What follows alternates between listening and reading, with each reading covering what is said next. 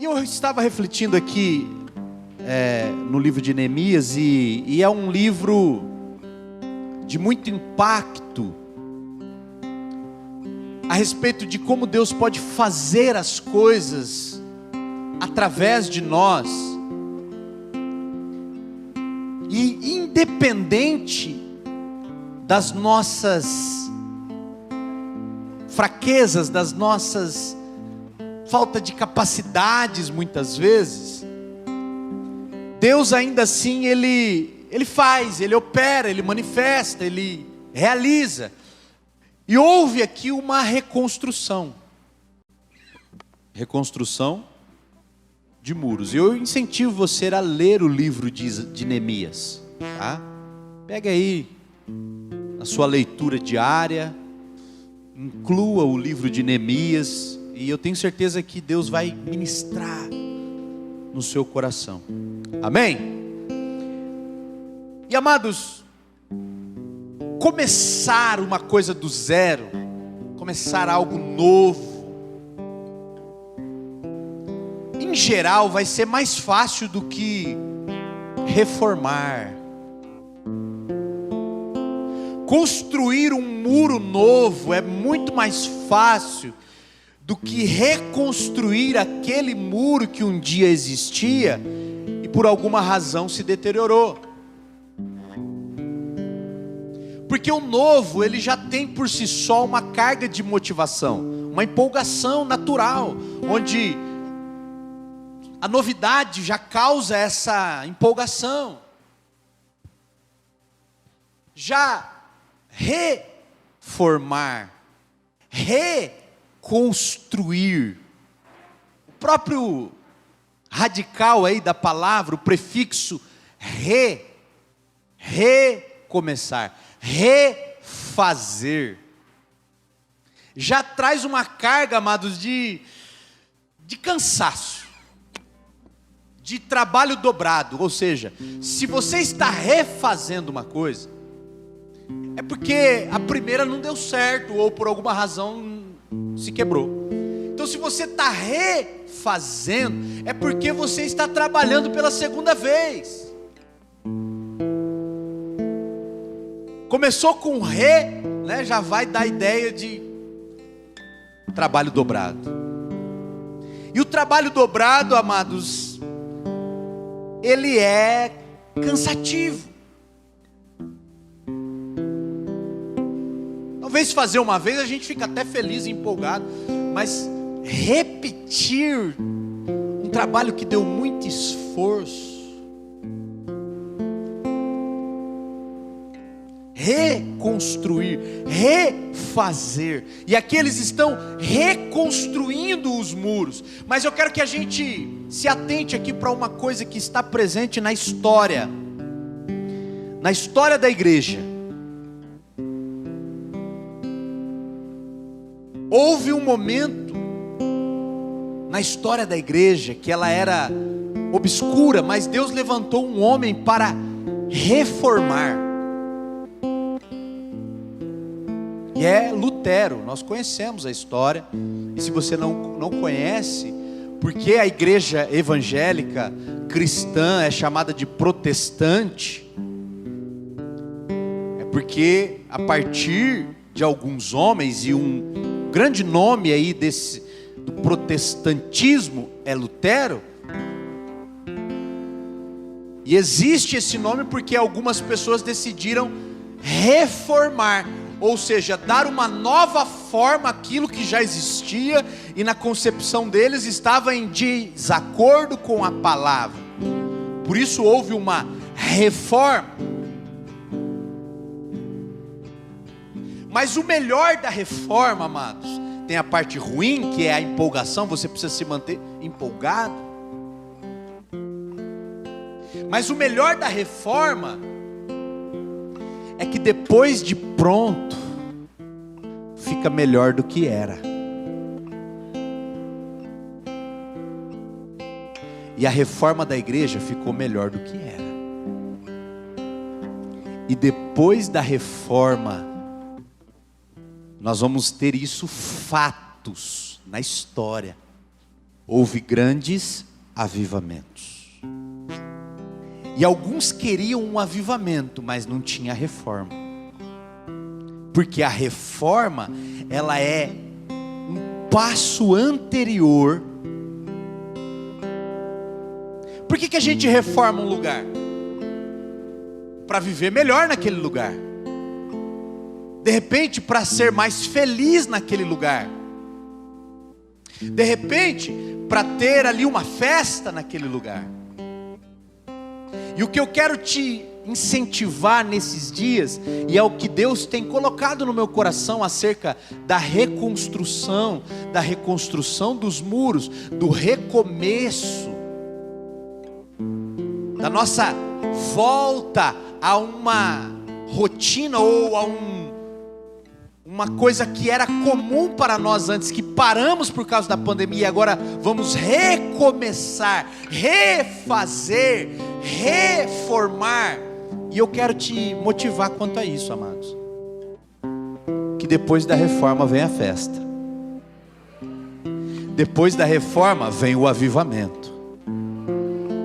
E se Deus tem falado aos nossos corações a respeito de uma reconstrução, é porque Deus tem interesse em nos reformar. E se Deus quer nos reformar, não é para nos deixar encostados num canto, mas é para dar aos nossos corações uma direção para aquilo que Ele deseja fazer. E eu creio, amados, que nós vamos chegar em tempos de avivamento, e um avivamento que nós nunca vimos na história. Por quê? Porque Deus vai nos reconstruir, nos reformar, nos reanimar. Quantos estão entendendo? Diga amém. Reforma precede grandes coisas. Ninguém reforma um galpão para não guardar ali uma quantidade grande de alimentos. Ninguém reforma uma casa para não viver ali muito melhor do que era antes, para aumentar uma coisa que era pequena, para receber mais pessoas, para dar mais festas. Então, crie uma expectativa no seu coração, que depois da reforma que Deus quer fazer em nós, embora o tema da série é reconstruindo os muros, mas nós não vamos lá para Israel, muito menos para Jerusalém, colocar tijolo sobre tijolo para fazer muro lá, não. A reconstrução que Deus quer fazer é em mim, é em você, é aqui, nesse lugar, é no seu coração, na sua família. E o que acontece depois da reforma? Vem o avivamento. Diga assim, levantando a sua mão direita bem alto: depois da reforma, depois da reconstrução, vem o avivamento. Entendeu isso? O ano de 1500 foi um ano marcado pela reforma. Mas o século 17, o século 18, o século 19 foi marcado pelos grandes avivamentos. Os grandes pregadores, os grandes evangelistas. E se Deus quer reformar o meu coração, é porque Ele quer fazer uma grande obra na minha vida. Amém, amados? Vamos ver aqui o que Neemias fez para reconstruir. Na reconstrução, o que houve, o que aconteceu. Vamos aqui para o versículo de número 3. Nós lemos até o 2, vamos ler o 3. E eles me disseram: os restantes que ficaram do cativeiro lá na província estão em grande aflição e desprezo. E a muralha de Jerusalém também está demolida, e os seus portões estão queimados pelo fogo. Verso 4. E sucedeu, quando ouvi estas palavras, eu me assentei e chorei. Diga assim comigo: quando ouvi estas palavras, me assentei e chorei. Aí continua o texto aqui: lamentei alguns dias, jejuei e orei diante do Deus do céu. Vamos lá, verso 4 ainda. Volta um pouquinho. Para que eu virei para cima. Isso. Passei dias lamentando-me, jejuando e orando ao Deus do céu. Diga assim: passei dias lamentando-me, jejuando e orando ao Deus do céu. Então, vamos de novo. Quando ouvi essas coisas, sentei-me e chorei. Diga assim: quando ouvi essas coisas, me assentei e chorei. Passei dias lamentando-me, diga, jejuando e orando ao Deus do céu. Olha para mim. Preste atenção numa coisa, amados. Nós somos seres humanos. Nós somos pessoas comuns. Eu vou dizer uma coisa para você: Neemias também era uma pessoa comum. Sabe qual era a atual condição de Neemias nesse momento do versículo 4? Ele era um escravo que trabalhava de garçom, servindo. Ele era o copeiro do rei, do imperador. E Neemias decide perguntar, porque ele não está em Jerusalém. Ele foi levado como escravo até onde o rei está, e ele servindo o rei. Ele decide perguntar, fala: mas e lá, como é que ficou lá? Como é que está a situação das pessoas lá? Seu irmão estava ali e ele perguntou, e o irmão dele respondeu: é difícil. As pessoas estão sofrendo, as pessoas estão em angústia, as pessoas estão lamentando o muro que foi destruído, a cidade está destruída. E aí o versículo 4 começa: quando ouvi essas coisas, ou seja, quando ele ouve essa resposta, ele senta e chora. Porque sentar, amados, e chorar é algo que faz parte da nossa humanidade. Só que o que Neemias aqui ele está fazendo é sofrer pela situação. Mas ele sofre naquele momento. Quando ele ouviu, ele sentou e chorou.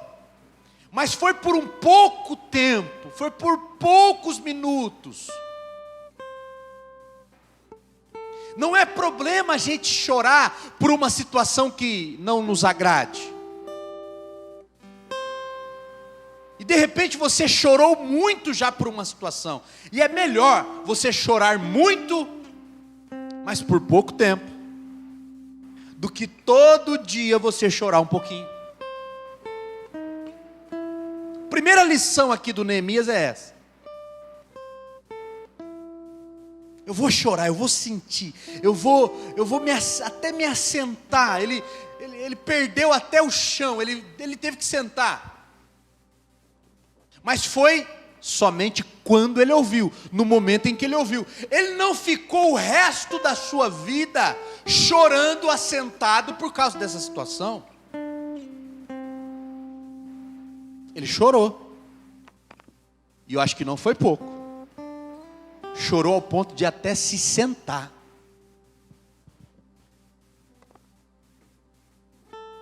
Mas quando passou, ele ficou lamentando ainda por alguns dias. Mas enquanto ele lamentava, ele também orava. E enquanto ele orava, ele também jejuava. E o que acontece? Nós invertemos a coisa. A gente ora quando a gente recebe a notícia e passa o resto dos dias chorando. Neemias não, ele chorou tudo que ele tinha para chorar. Por quê? Faz parte, nós somos assim. Ninguém aqui é o super-homem, ninguém aqui é o Capitão América, ninguém aqui é o homem de ferro, coração de ferro, que não vai sofrer com uma situação de sofrimento. Mas a questão não é se eu sofro ou se eu não sofro, é como eu sofro. E é melhor chorar muito por um dia do que chorar pouco todos os dias. Estão entendendo isso? E Neemias, ele lamentou por alguns dias. O que é lamentar? Fala, meu Deus, não acredito que isso aconteceu. Como que isso foi acontecer? Ele lamentou, falou, não podia ter acontecido isso. Mas enquanto ele lamentava, ele chorava. Melhor, ele orava. E enquanto ele orava, ele jejuava. Por quê, irmãos? Faz parte de nós lamentarmos derrotas. Mas a oração e o jejum nos coloca de pé de novo. Nos faz levantar. Ele sentou em lágrimas, mas levantou em vitória, por conta do jejum e da oração. Ele levantou. E esse é o processo da reconstrução. Se estamos reconstruindo, é porque alguma coisa foi destruída, ou é um sonho que foi destruído, ou é um projeto que foi destruído, ou uma coisa que você amava muito foi destruída.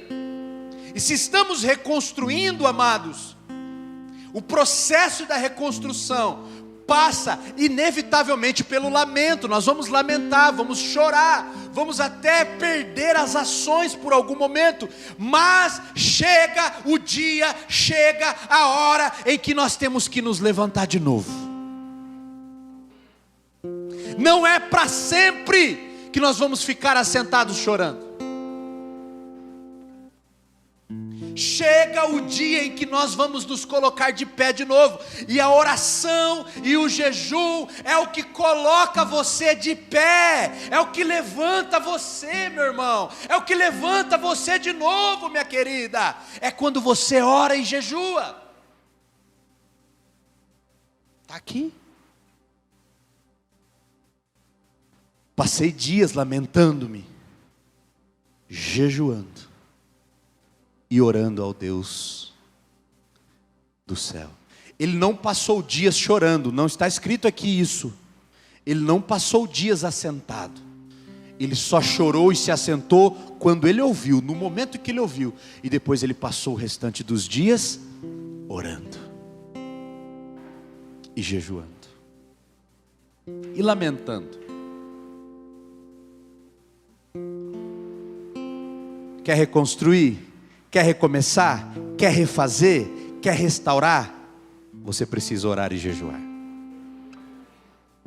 Ah, pastor, mas não é o líder da minha célula que vai fazer isso por mim? Pastor, não é o diretor do diaconato que vai fazer isso por mim? Pastor, mas não é você que vai fazer isso por mim? Amados, eu faço por você. Mas a sua vida só vai se mexer e sair do lugar, e você vai se levantar de novo no dia que você tomar a sua posição, e você orar, e você jejuar. Quantos dias fazem que você não jejua? Qual foi o mês deste ano que você jejuou? Qual foi o ano dessa década que você jejuou? E da oração eu não vou perguntar, porque eu imagino que você esteja orando todos os dias, né? É como respirar e comer. Quanto tempo faz que você está sentado,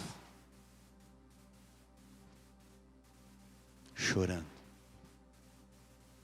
Talvez está invertido na sua vida. Você orou um dia, jejuou um dia e chorou e se assentou pelo restante dos dias.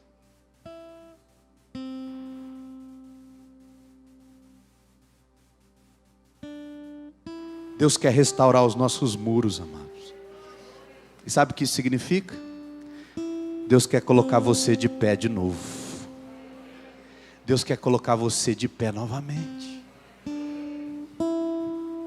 Deus quer pôr o seu motor para funcionar de novo. Pastor, mas ele nunca esteve ligado, então Deus está querendo ligar você.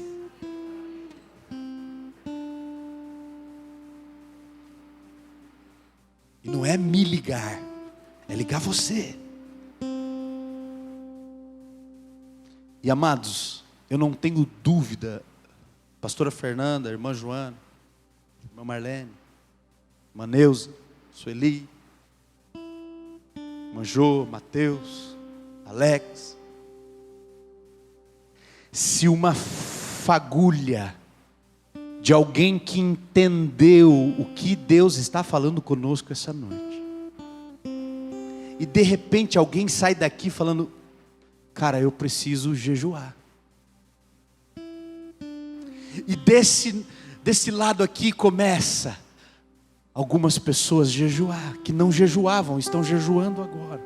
E aí desse outra fileira, outras pessoas que não jejuavam começam a jejuar também.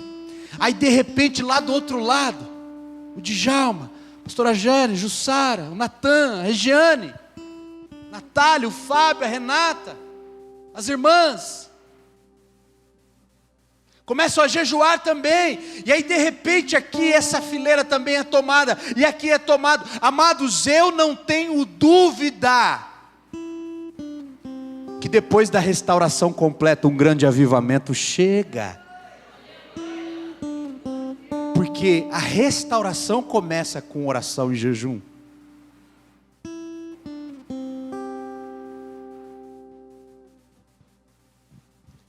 Tudo que o diabo quer fazer é te deixar sentado chorando por mais tempo do que você devia ficar sentado chorando. Porque você sentado chorando, você não ora e jejua. Existe a hora, existe o minuto, existe o dia de chorar, de sentar, de ficar ali olhando e falar, meu Deus, por que isso aconteceu? Existe esse momento, não somos de ferro. Mas é um momento. E Deus quer te levantar de novo, meu irmão. Deus quer levantar você de novo. Deus quer restaurar você de novo. Deus quer colocar você em funcionamento de novo. Deus quer colocar ânimo de novo em você. Deus quer colocar fé de novo em você. Deus quer colocar no seu coração aquela chama de novo. A glória de Jerusalém havia acabado, já não tinha nem muro. Mas Deus queria restaurar e levantou um homem comum para dizer para mim e para você que está ouvindo esta série agora, nessa noite, que são pessoas comuns, como eu e como você, que fizeram uma troca. E qual foi? Ao invés de ficar dias sentado chorando, eu vou chorar e me assentar, mas em seguida eu vou me levantar, orar e jejuar. É assim que começa.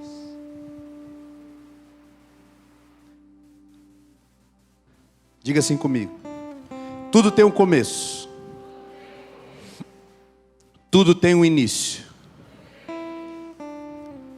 e a restauração dos muros começa com oração e jejum.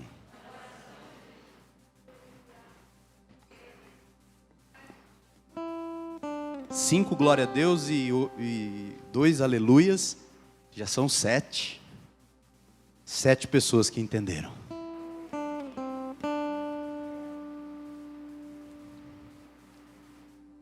O muro começou a ser restaurado com 1, nós já estamos na vantagem. Já temos 7. Aleluia!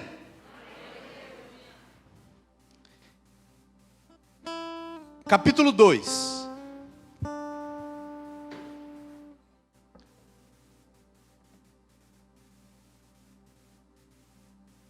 Versículo 1. E sucedeu no mês de Nissan, no 20º ano do rei Artaxerxes, que o vinho estava diante dele, e eu apanhei o vinho e dei ao rei.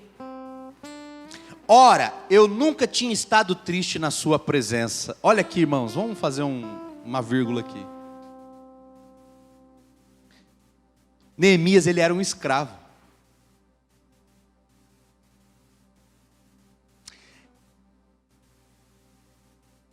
Ele estava longe da sua terra. Mas no momento em que ele ia servir, ele mantinha um semblante de ânimo, de alegria. Alguns estudiosos vão dizer que fazia parte do serviço se colocar diante do rei, ao servir o rei com alegria, passível de uma pena bem levinha. Se o cara aparecesse triste para trabalhar, morte.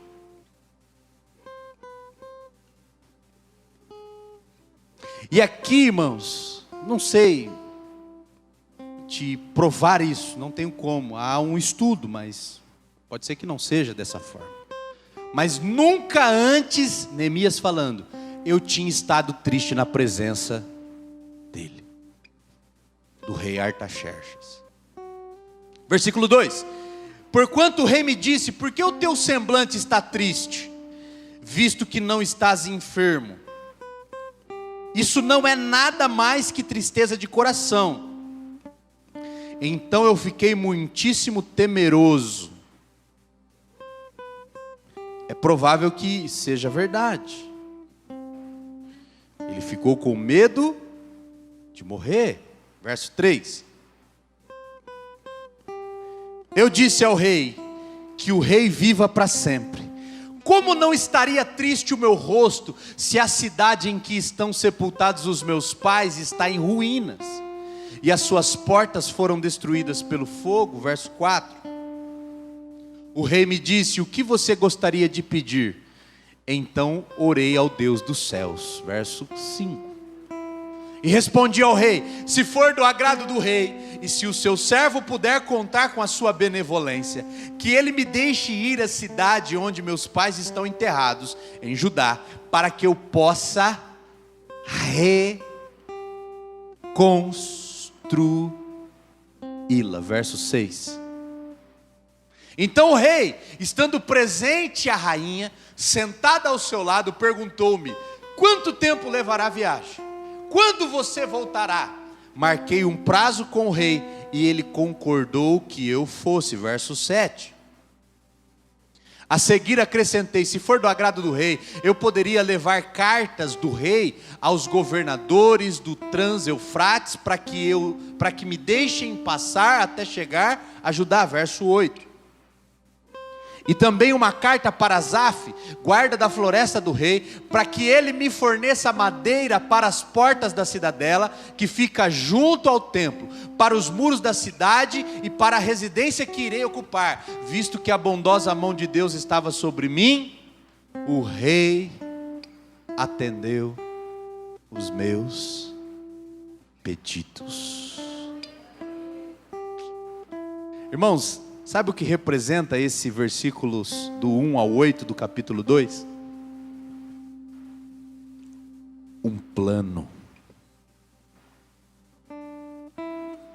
Ele sentou e chorou por um momento. Se levantou, orou e jejuou por alguns dias. Mas ele chegou para falar com o rei com um plano. O rei começou a perguntar, fala, mas por que você está triste?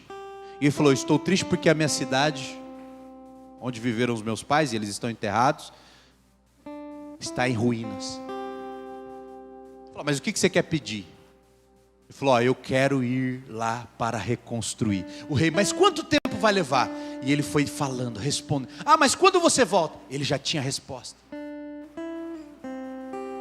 E o rei já estava com a cabeça assim, tá, eu concordo. Tem mais, rei, você me dá uma carta para eu poder atravessar aqui, porque eu sou um estrangeiro, eu vou passar no meio de muitas províncias, cidades.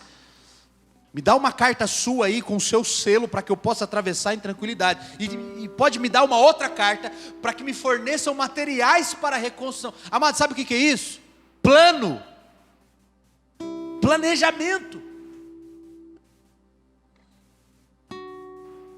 E esse plano, se você não tem, se eu não tenho, ele é resultado do jejum e da oração.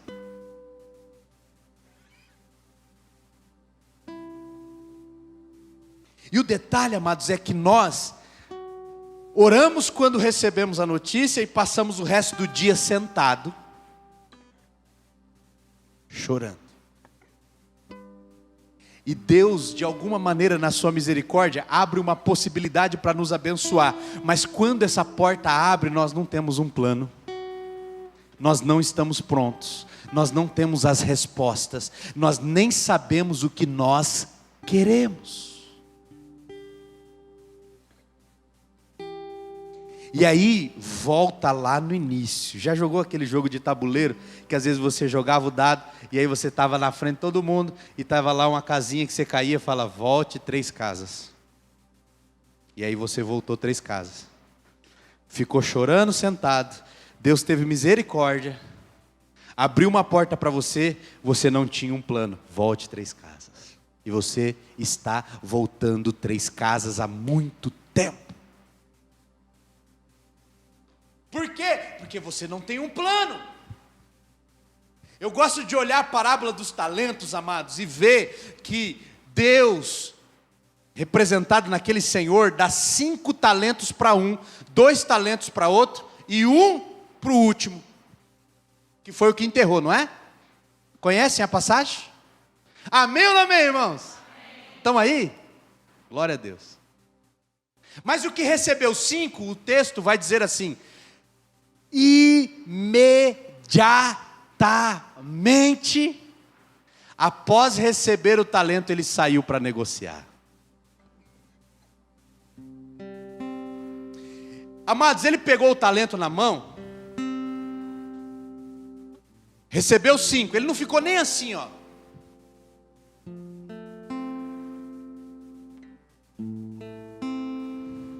Já sei.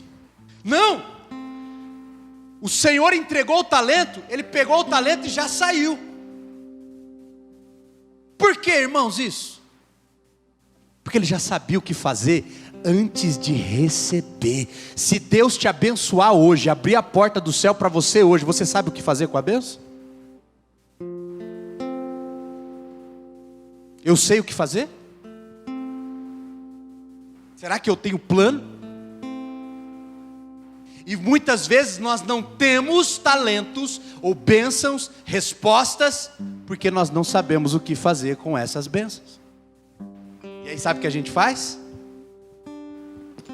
Abre um buraco em terra.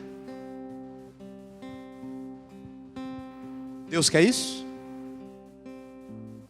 Deus quer você reconstruído. Deus quer você restaurado. Deus quer você de pé. Mas por que Deus colocaria alguém de pé? Para ficar parado? O que cansa mais? Ficar sentado ou ficar em pé parado? Quem se arrisca a dizer, quem tem o estudo de nível superior de biologia para entender o funcionamento do corpo humano, para dizer o que cansa mais? Irmãos, se você está querendo ficar de pé para ficar parado, é melhor ficar com que jeito então? Fica sentado, bobo. Muito melhor sentado. Mas no dia que Neemias ficou de pé, foi para avançar para um projeto de reconstrução. Estão entendendo, irmãos? E para aqueles que querem ficar de pé, aleluia, há uma mão estendida do Senhor para te colocar de pé. Mas saiba você que Deus não vai colocar ninguém em pé para ficar plantado que nem esse, como é que chama? Existe muitos suportes aí, irmãos, dentro das igrejas, pedindo para Deus levantar ele, para ele ficar parado. Não!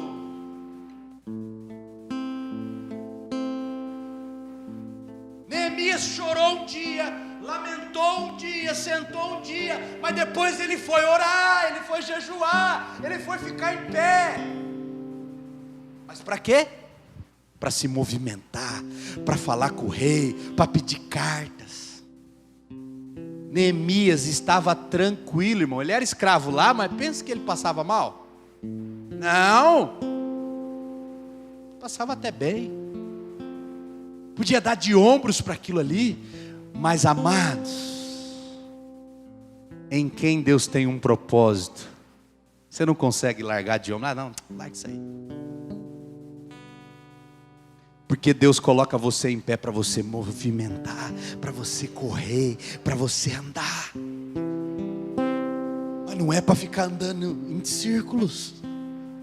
É para se mover com um destino, com um propósito, com uma direção. Por isso, um plano. Você tem um plano? Você sabe o que fazer com 5 talentos? Irmãos, se você abrir o seu aplicativo de celular agora, na conta bancária, e olhar e estiver na sua conta bancária, nesse momento, 5 milhões. Bom ou não? Quem queria? Pouca gente quer, irmãos, olha só. Vocês não entenderam, 5 milhões eu falei, irmãos, não falei 5 mil. Nem 5 reais. 5 milhões, quem gostaria? 5 milhões na conta agora. Tem fé para abrir o aplicativo aí agora? Mas agora eu pergunto para você, você sabe o que fazer com 5 milhões?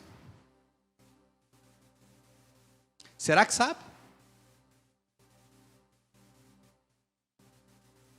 Há uma porcentagem grande das pessoas, nós não jogamos, né, irmãos? Mas que ganham em jogos de loteria, em pouco tempo depois estão pobres de novo. Sabe por quê? Porque não sabem, não tem um plano. A bênção cai e não dá conta de segurar, porque não tem um plano. Deus quer reconstruir, amado, os muros da sua vida. E vai começar com oração e jejum, que é o pavimento, é a base. E depois, o segundo andar é um plano. E em terceiro, eu falei que ia ser rápido, mas não tem como. Isso é porque é só a primeira. Vamos ter mais umas 6 pela frente.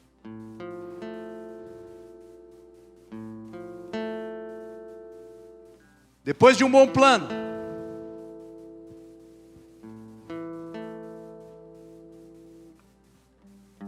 algumas pessoas, eu escrevi isso aqui, até planejam, olha só, mas planejam apenas o suficiente para começar, ou só para terminar, mas não pensam no continuar. Porque não basta ter um grande sonho, você tem que ter o sustento daquele grande sonho.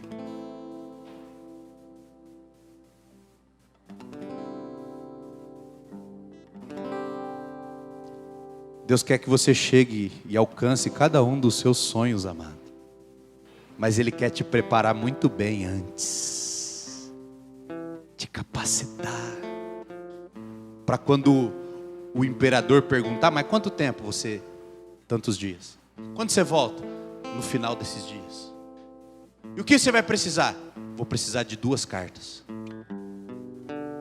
Estava afiado, pronto, bem feito. E isso, para quem pode estar na dúvida, pastor, como eu vou planejar isso? Jejum e oração. Juntos.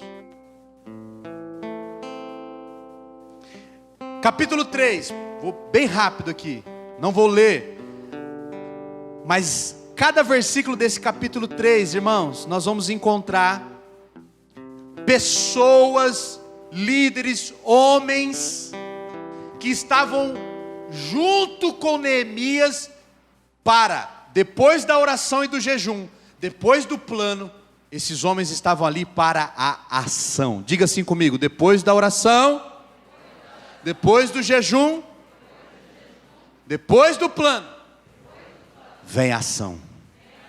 Tem que agir. E aí fala para mim se dá para fazer essas coisas sentado chorando. Não dá. Tem gente que ainda está no estágio de ficar sentado e chorando. Irmãos, passa essa fase. Derrota esse chefão. Para quem joga videogame sabe. Todo final da fase tem um chefão. Derrota esse. Passa da fase de ficar sentado e chorando. Vá para a fase da oração e do jejum. Pastor, já estou na fase da oração e do jejum. Então vai para a fase do plano. Vamos planejar. Pede para Deus. Estuda. Pesquisa. Vai atrás. Qual é o plano que você, ou qual é o destino que você quer chegar? Pesquisa como chegar. Vá atrás de pessoas que já fizeram a mesma coisa. Modele essas pessoas. Pastor, eu quero ser um grande músico. Siga grandes músicos, vejam o que eles estão fazendo. Pastor, eu quero ser um grande engenheiro. Vê o que a engenharia está trabalhando atualmente. Qual é a melhor saída, o melhor caminho. Modele. E depois do plano, ação.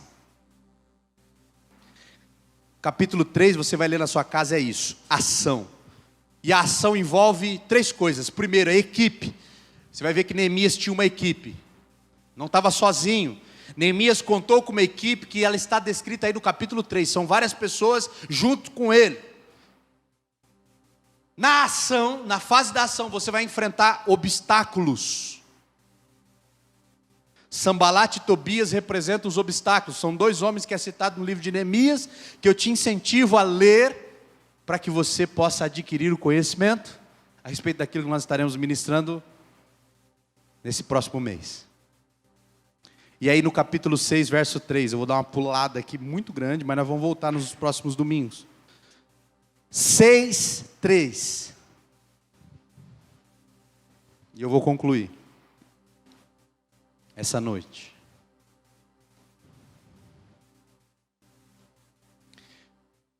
Por isso enviei-lhes mensageiros com esta resposta: estou executando um grande projeto e não posso descer. Por que parar a obra para ir me encontrar com vocês? Amados, essa é a resposta que Neemias deu para os obstáculos. 2 obstáculos, Sambalat e Tobias. Ficavam tentando minar as forças, ficavam zombando, dando risada, dizendo assim: quando você terminar esse lado, aquele outro lado vai cair. Dizendo, não adianta reconstruir isso. E vão haver pessoas dizendo, na fase da ação, quando você já estiver agindo, existirão obstáculos que vão surgir para dizer: para com isso aí, abandona isso aí, larga a mão disso aí, isso aí não é para você. Aí, amados, essa é a hora de você fazer o quê? Além de ter uma equipe com você, pessoas, parceiros de oração, se envolver na igreja, estar com os irmãos, você ter a consciência que existirão obstáculos, que são esses pontos que eu falei do Sambalat e Tobias. Você precisa ter foco, que é a resposta de Neemias. Ele falou: eu não vou descer aí agora, porque eu estou ocupado reconstruindo os muros. E você vai dizer para os obstáculos da sua vida: eu não vou descer aí, porque estou ocupado reconstruindo os muros da minha vida, reconstruindo os muros da minha família, reconstruindo os muros da minha casa, reconstruindo os muros da minha profissão, reconstruindo os muros da obra que Deus tem na minha vida. Entenderam? Concluindo, a reforma precede o avivamento. Diga assim comigo: a reforma precede o avivamento. Quantos querem ser reformados pelo Senhor aí? Diga amém. Deus tem um grande avivamento para a sua vida, amados. Segundo ponto da conclusão: temos que nos dedicar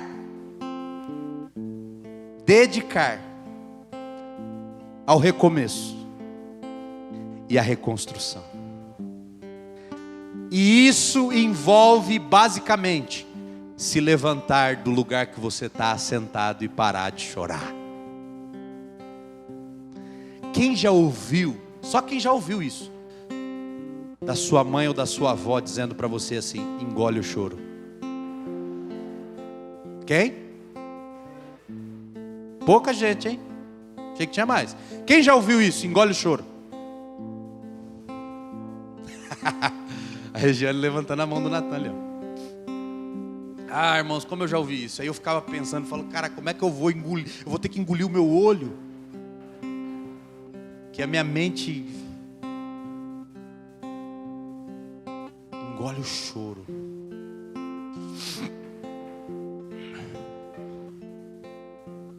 Deus está dizendo para nós assim: tá bom de chorar já. Ai, a pandemia. Ai, os planos que eu engavetei.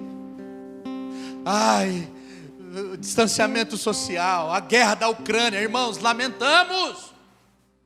Eu chorei por eles já chorei, Deus é prova. Mas agora eu estou de pé intercedendo, orando e jejuando.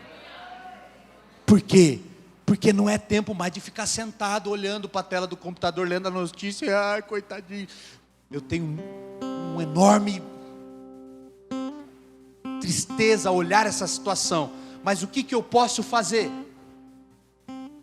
Orar? Então eu vou orar. Tenho um plano: interceder, jejuar por eles, pedir para Deus intervir, colocar a sua mão.